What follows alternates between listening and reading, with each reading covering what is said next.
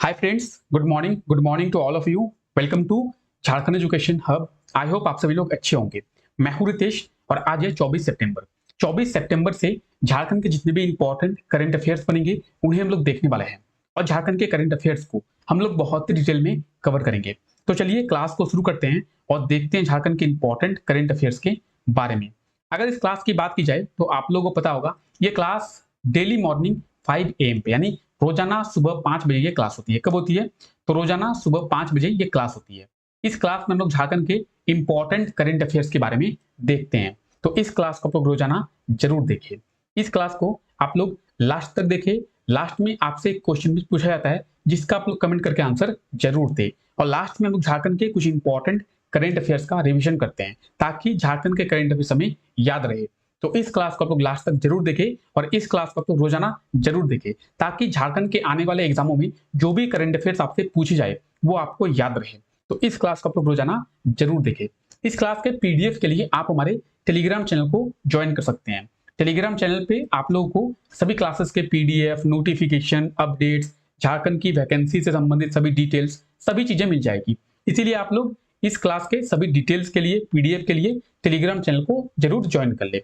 अब आप Telegram channel को कैसे ज्वाइन कर सकते हैं? तो इस क्लास के नीचे डिस्क्रिप्शन में आप लोगों के लिए टेलीग्राम का लिंक जो है वो दिया हुआ है। उस लिंक के थ्रू जाकर आप लोग टेलीग्राम को ज्वाइन कर सकते हैं। तो आप लोग टेलीग्राम चैनल को जरूर ज्वाइन कर ले। चलिए क्लास को शुरू करते हैं और चलते हैं हम लोग अपने पहले क्वेश्चन की ओर।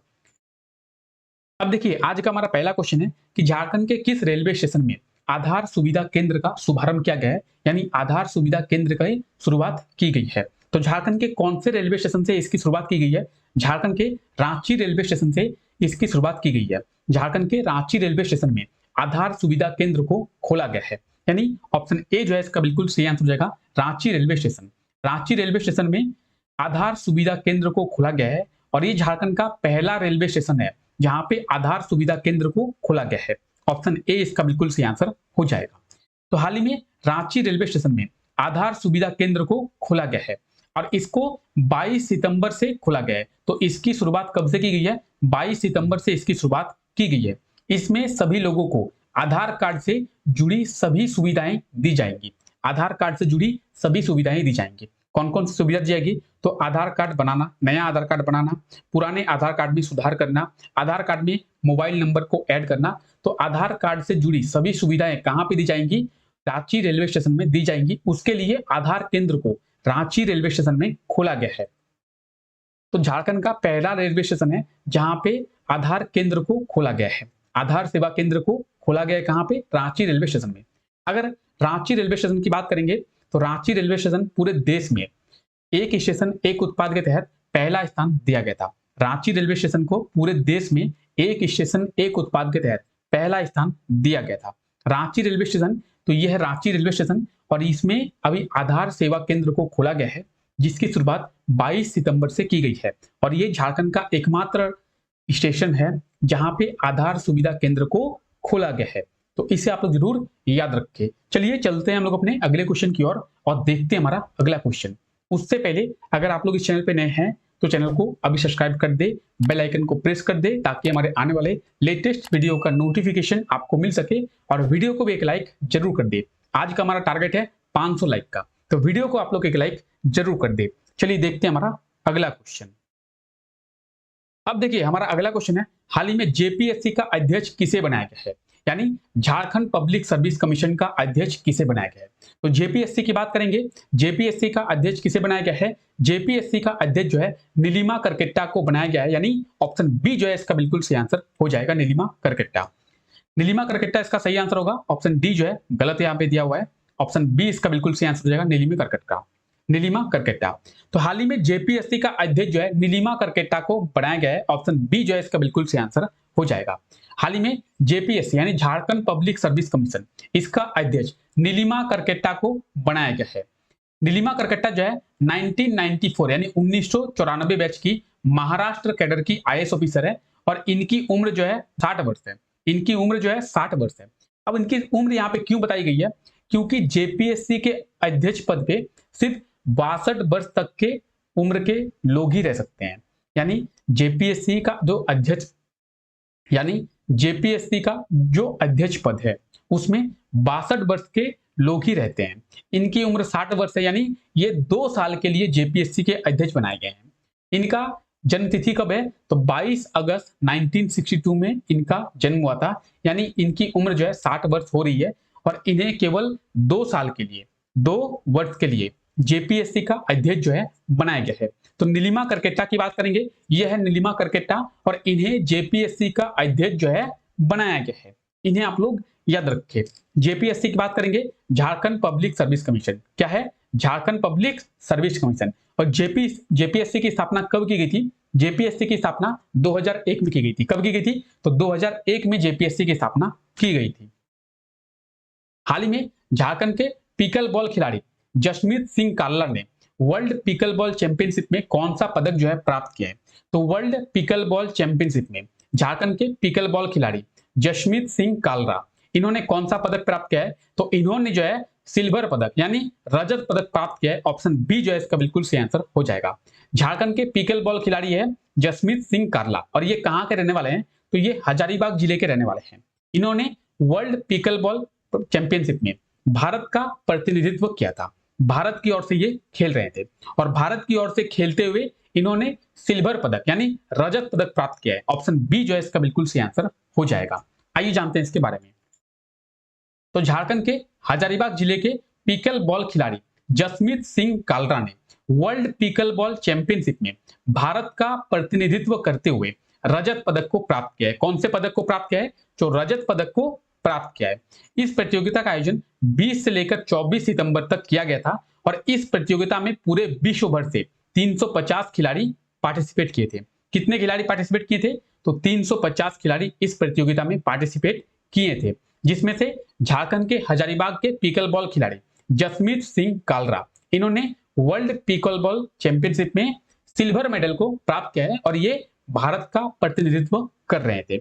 जसमीत सिंह काल्ला, तो ये आप बीच में जो पर्सन है इन्हें देख सकते हैं, ये है जसमीत सिंह काल्ला। इन्होंने कौन सा पदक प्राप्त किया है? तो इन्होंने सिल्वर पदक यानी रजत पदक प्राप्त किया है। ये कहां के रहने वाले हैं? तो ये जो है झारखंड के हजारीबाग जिले के रहने वाले हैं। हजारीबाग की बात आई है, ये है मैप में हजारीबाग।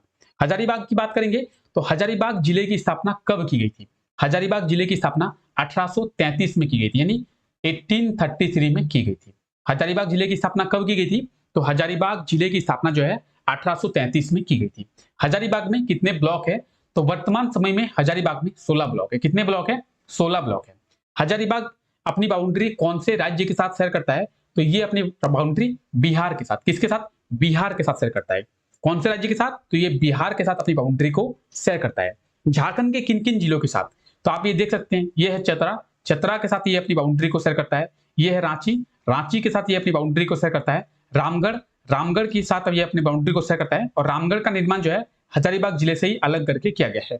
यह है बोकारो, बोकारो के साथ ये अपनी बाउंड्री को शेयर करता है। यह है गिरिडीह, गिरिडीह और ये है कोडरमा। तो ये इन जिलों के साथ टोटल कितने जिले हैं? टोटल 6 जिले हैं, यानी ये 6 जिलों के साथ ये अपनी बाउंड्री को शेयर कर रहा है और एक राज्य के साथ, किसके साथ? हजारीबाग बिहार के साथ अपनी बाउंड्री को शेयर करता है। हजारीबाग में हजारीबाग वाइल्ड लाइफ सेंचुरी है। कौन सा है? Hazaribagh wild life sanctuary. और हजारीबाग की बात करेंगे, नॉर्थ छोटानागपुर डिवीजन यानी उत्तरी छोटानागपुर प्रमंडल, उसका हेडक्वार्टर कहां पे है? उत्तरी छोटानागपुर प्रमंडल का हेडक्वार्टर भी हजारीबाग में ही स्थित है। हजारीबाग की बात करेंगे, 4313 किलोमीटर स्क्वायर का इसका टोटल एरिया है। कितना है? 4313 किलोमीटर स्क्वायर का। इसके पॉपुलेशन डेंसिटी की बात करेंगे, 400 है। कितना है? 400 है।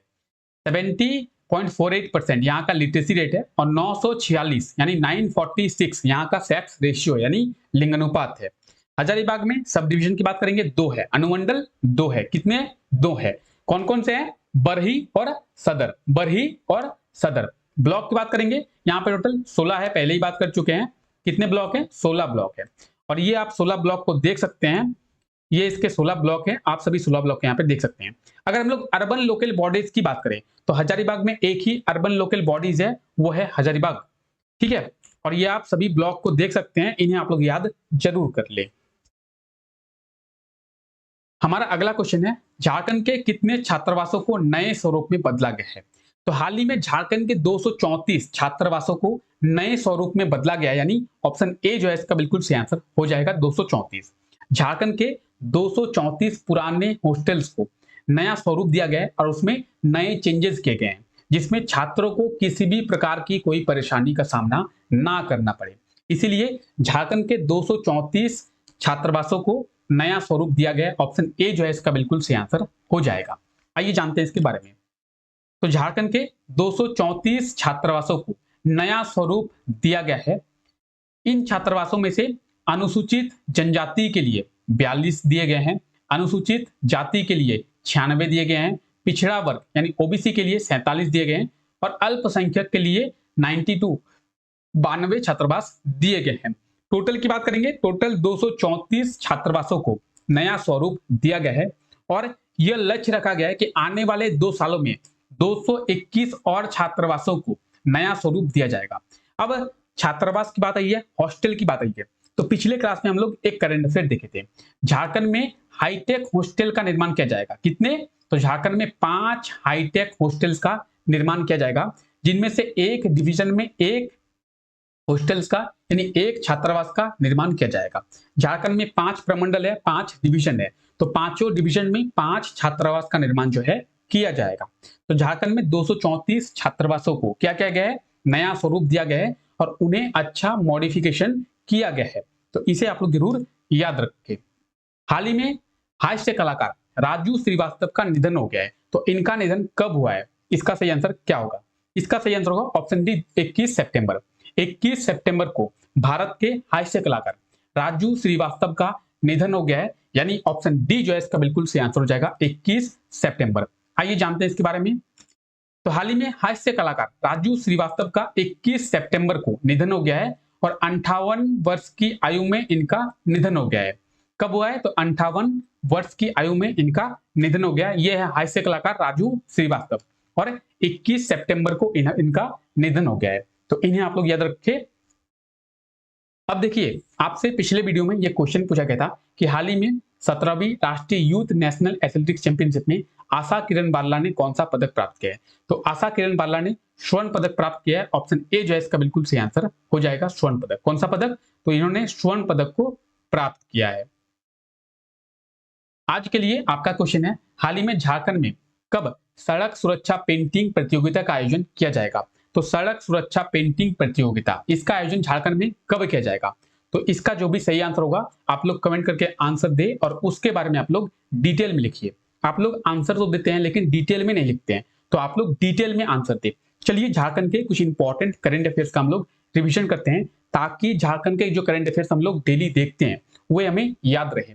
हम लोग रिविजन इसलिए करते हैं कि हम लोग जो current affairs day by day देखते चले जाते हैं वो हमें याद रहे।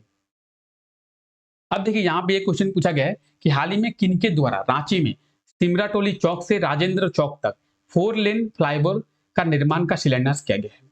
तो झारखंड के मुख्यमंत्री हेमंत सोरेन के द्वारा किया गया है। ऑप्शन ए इसका बिल्कुल सही आंसर हो जाएगा। आगे देखते हैं, हाल ही में किस माइनिंग कंपनी को कोल मिनिस्टर्स अवार्ड दिया गया है? तो झारखंड की माइनिंग कंपनी है सीसीएल, यानी सेंट्रल कोलफील्ड लिमिटेड। इसे माइनिंग में कोल मिनिस्टर्स अवार्ड दिया गया है। ऑप्शन ए जो है इसका बिल्कुल सही आंसर हो जाएगा सीसीएल। झारखंड के कितने प्रखंडों में सूखे की स्थिति को देखी गई है? तो झारखंड के 180 प्रखंडों में सूखे की स्थिति को देखी गई है। अब ये 180 से बढ़कर 243 हो गई है। कितनी हो गई है? तो अब ये 180 से बढ़कर 243 हो गई है। पहले 180 में देखा गया था, अब 243 प्रखंडों में सूखे की स्थिति को देखी गई थी। स्वच्छ टेक्नोलॉजी के टॉप 30 प्रस्तावों में झारखंड के किस शहर के प्रस्ताव को शामिल किया गया है? तो झारखंड के जमशेदपुर शहर के प्रस्ताव को स्वच्छ टेक्नोलॉजी टॉप 30 के प्रस्तावों में शामिल किया गया है। ऑप्शन सी जो है इसका बिल्कुल सही आंसर हो जाएगा जमशेदपुर। इसे आप लोग याद रखें।